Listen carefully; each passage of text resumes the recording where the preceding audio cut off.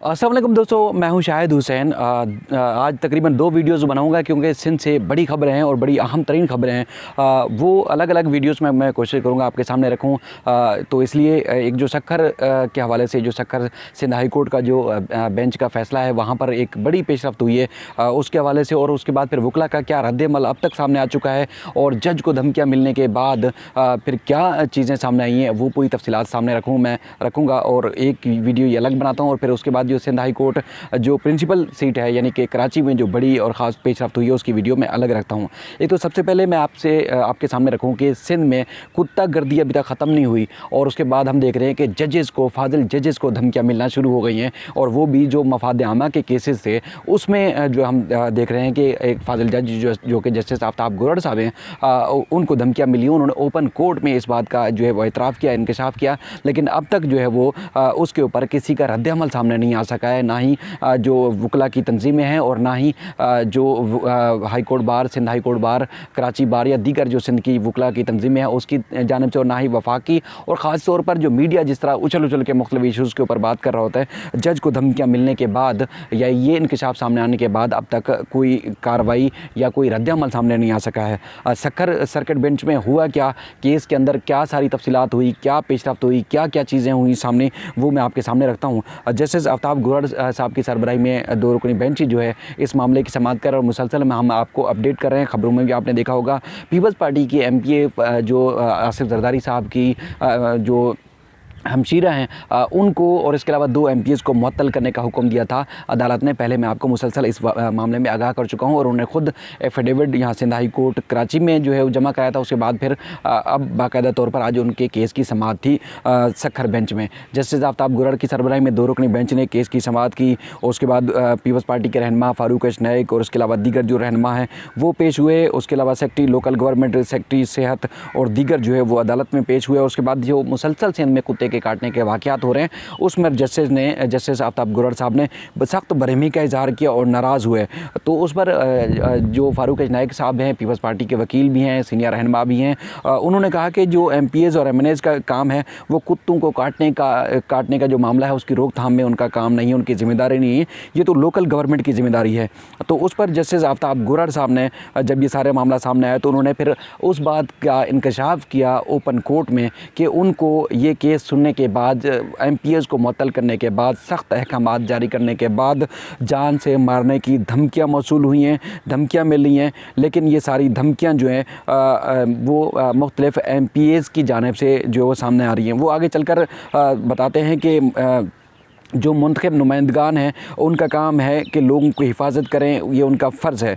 मुंतखब नुमाइंदगान जो है अगर इन वाक़यात की रोकथाम के ज़िम्मेदार नहीं है और रोकथाम नहीं करते तो फिर वो अपने इलाकों में भी ना जाया करें। उन्होंने कहा कि जो हुकूमती वज़रा हैं वो समझते हैं कि वो हमें दबाव में डालकर, डरा धमका कर जो फ़ैसले तब्दील करवा लेंगे, ऐसा मुमकिन नहीं है। उन्होंने कहा कि एक मिनिस्टर ने कहा कि जो जज हम जो है वो जज को रॉकेट लॉन्चर लगाएंगे यानी कि उड़ा देंगे। और उसके बाद उन्होंने कहा कि मैं तो रोज़ लाड़काना से गुज़रता हूँ, लाड़काना से गुज़र कर वो जो सर्किट बेंच जाते हैं वहाँ पर समाअत करने के लिए, तो वहाँ से गुज़र कर जाता हूँ और अगर किसी में हिम्मत है तो फिर आए और मुझे रॉकेट लॉन्चर से उड़ा दे। उन्होंने कहा हम सिंध हुकूमत के मातहत नहीं और हमें मुख्तलिफ़ तरीक़ों से तनख्वाहें बंद करने की धमकियाँ दी जा रही हैं। तो उन्होंने कहा कि ये धमकियाँ किसी काम नहीं आएगी, हम किसी के दबाव में आने वाले नहीं हैं और जो अवामी मफाद के केसेज़ हैं, अवामी मफाद के मामला हैं उसमें ज़रूर हुक्मनामा जारी करेंगे। उन्होंने कहा कि लोग कहते हैं कि बेगुनाह कुत्ते को मारना जो है वो मुनासिब नहीं है, गुनाह मिलेगा मारने से, तो जो कुत्ता लोगों को काटता है क्या वो एक सवाब का काम है।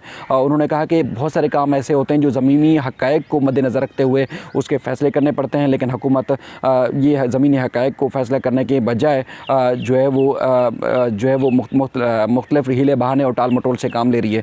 उन्होंने ये भी कहा कि अब किसी बंदे को अगर कुत्ता काटेगा तो इसकी ज़िम्मेदार जो है बराह रास्त सिंध हुकूमत होगी, और अगर कोई बंदा मरा या उसको कोई नुकसान पहुंचा तो उसकी सर की कीमत जो सिंध हुकूमत अदा करेगी। ये उन्होंने हुक्मनामा दिया है, रिमार्क्स नहीं दिए।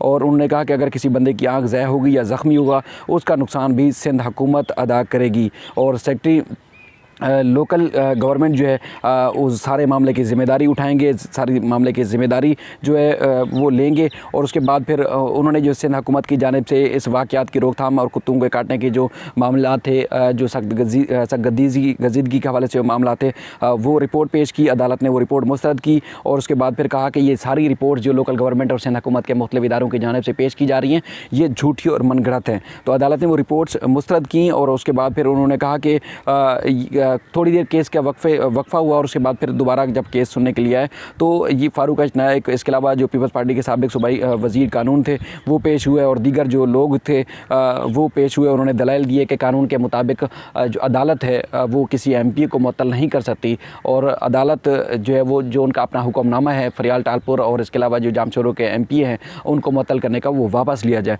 तो अदालत ने ये हुक्मनामा वापस ले लिया है, लेकिन उनका जो दूसरा हुक्मनामा था वो बरकरार रखा है। कुत्तों को काटने का जो केस था उसको निपटा दिया है। और उसके बाद फारूक अच नायक ने यही कहा कि हम जो है अदलिया की एहतराम करते हैं, इज़्ज़त करते हैं और हमेशा इसी तरह उनकी इज़्ज़त करते रहेंगे। आसिफ अली ज़रदारी साहब जो 11 साल उन्होंने जेल काटी और उसके बाद वो अदालती फ़ैसले तस्लीम करते रहे, लेकिन अदालत ने कहा कि जो नुकसान होगा, जो अवाम का अगर किसी को कुत्ते के काटने से किसी की आँख ज़ाया होती है, कोई ज़ख्मी होता है, किसी की जानो माल को नुकसान होता है तो उसकी ज़िम्मेदार सूबाई हुकूमत होगी और सूबाई हुकूमत उसका मुआवजा अदा करेगी। और जो MP को मुअत्तल करने का जो हुक्मनामा था वो अदालत ने वापस ले लिया है। ये बहुत बड़ा इंकशाफ है कि किसी जज को मफाद आमा के केसेस में जो है वो केस सुनने के बाद, हुक्मनामा जारी करने के बाद जो है वो किसी की तरफ से धमकियाँ दी रही हैं। ज़ाहिर है एक ओपन कोर्ट में जब जज बात कर रहे हैं किसी MPA को बाकायदा वो उसका नाम लेके जब ये बात कर रहे हैं कि फ़लाँ MPA या सूबाई वज़रा जो है वो ये बात कर रहे हैं, तो इसका मतलब है कि उनके पास पक्की रिपोर्ट है, बल्कि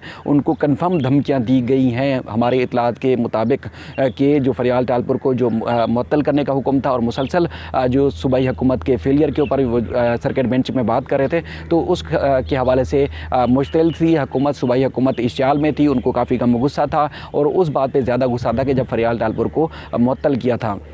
उसके बाद हम देख रहे हैं कि ये खबर नशर होने के बाद, अदालत में इंकशाफ होने के बाद अब तक मीडिया भी मुसलसल खामोश है। सिर्फ वो खबर चल रही है जो सखर बेंच के हुक्मनामे या वहाँ अदालती कार्रवाई के हवाले से जो सामने आई है। इसके अलावा ना तो कोई प्रोग्राम हो रहे, ना कोई ट्वीट कर रहा है, ना ही किसी वकला तंजीमों की जानिब से कोई रद्द-ए-अमल अब तक सामने आया। हालाँकि कोई भी अगर छोटे से छोटा नुकसान किसी वकील का भी होता है तो कोई अगर पुलिस वाला उसको थप्पड़ भी मार देता है तो हम देखते हैं कि मुसलसल वकला एहतजाज करते हैं, जुलूस निकालते हैं, रैलियाँ निकालते हैं, अदालती कार्रवाई मुअत्तल हो जाती हैं। लेकिन सिंध हाई कोर्ट के फाजिल जज को सूबाई हुकूमत की जानिब से धमकियाँ दी गई, अब तक किसी का रद्द-ए-अमल नहीं है। हमारी कुछ वकला से भी बात हुई, उनका यही कहना था कि अब तक ऑफिशियल जो है बल्कि नॉन ऑफिशियल भी अभी तक कोई रद्द-ए-अमल सामने नहीं है। हालांकि जो हमारे बार यहाँ Sindh high court bar association है, यहाँ पर सीनियर वकला हैं, बड़े मुअज़्ज़ज़ वकला हैं, बड़े आइन और कानून की पासदारी करने वाले और उसके बाद अपने जो एक कम्युनिटी है उसका तहफ़्फ़ुज़ करने वाले वकला समझे जाते हैं, उनकी जानिब से भी अब तक कोई रद्द-ए-अमल सामने नहीं आया। Sindh high court bar association, Sindh bar council, Karachi bar, Malir bar और इसके अलावा जितनी भी बार काउंसिल्स हैं उनकी जानिब से अब तक कोई रद्द-ए-अमल सामने नहीं आया। ये सिंध हुकूमत की जानिब से ये हुआ है, ये इंतहाई हैरान कुन और परेशान कुन है और उम्मीद करते हैं कि इस मामले को काफ़ी हाईलाइट किया जाएगा, क्योंकि एक जज को धमकी देना, और आपने देखा होगा कि एक उज़ैर बलोच और प्रोसिक्यूशन की जानिब से भी कहा गया था कि उज़ैर बलोच की जानिब से गवाह और सबूत पेश करने के ऊपर उनको धमकियाँ मिल रही हैं। तो आप खुद देखते हैं कि यहाँ सिंध में क्या हाल होगा प्रोसिक्यूशन का और क्या हाल होगा लोगों को तहफ़्फ़ुज़ फराहम करने के हवाले से। इंतहाई अहम मामला है। और दूसरी जो खबरें हैं वो दूसरी वीडियो में मैं आपके सामने रखता हूँ। ये अपना ख्याल रखिएगा और मैं और भी अपडेट आपके सामने रखता हूँ। तब तक के लिए अल्लाह हाफ़िज़।